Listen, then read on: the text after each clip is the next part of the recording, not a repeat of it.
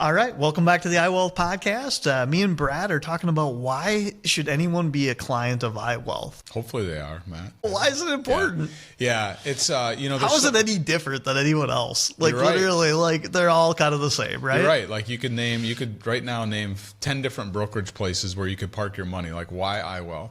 And I would tell you the number one thing is accountability. And what I mean by accountability is we ask questions that I don't think all financial advisors ask. When we ask those questions, we document them, and then we help clients get to a yes. So give me an example of that. Yeah. So Matt, let's imagine that you aren't here now and your wife is not here now. You have left this planet and you have digital assets. Okay. You have a Facebook and Instagram and a Snapchat and emails and things like that. Where are those passwords? Who gets access to them? What do you want to have happen? Do you want your Instagram to go on forever, or should we take it down? Like the conversation around that, I don't think a lot of financial advisors ask those questions of their clients, right? And it can get pretty heavy. What about a family meeting? So a couple that's 65 years old and owns a farm, and they have one kid that's working on the farm and two that's not. Like, should we have a family meeting and talk about what you want to have happen to your money when you're not here any longer, and the land and those type of things? Long-term care, Social Security, like there's all these different things that are out there. And so I think the why would you do business with iWealth is because we're going to roll up our sleeves and ask you questions as if you were my brother or my parents or my grandparents or whoever, just to try to find what we call we term them gaps.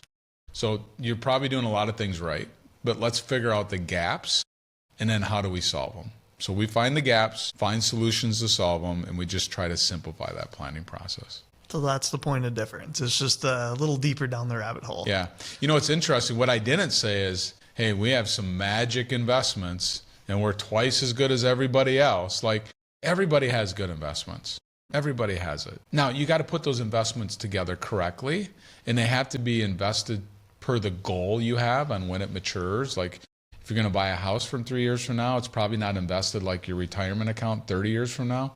So those things need to be aligned, but if somebody comes in and they've got like the secret sauce to investing, maybe walk out the back door. Like it's just not, that's not true. What you need to do is you need to be able to work with somebody that understands you, asks the right question, and then help solve those gaps that you have. Yeah, a little bit of an old soul instead of what's young and hot and exciting. Yeah. Although that's so much more fun.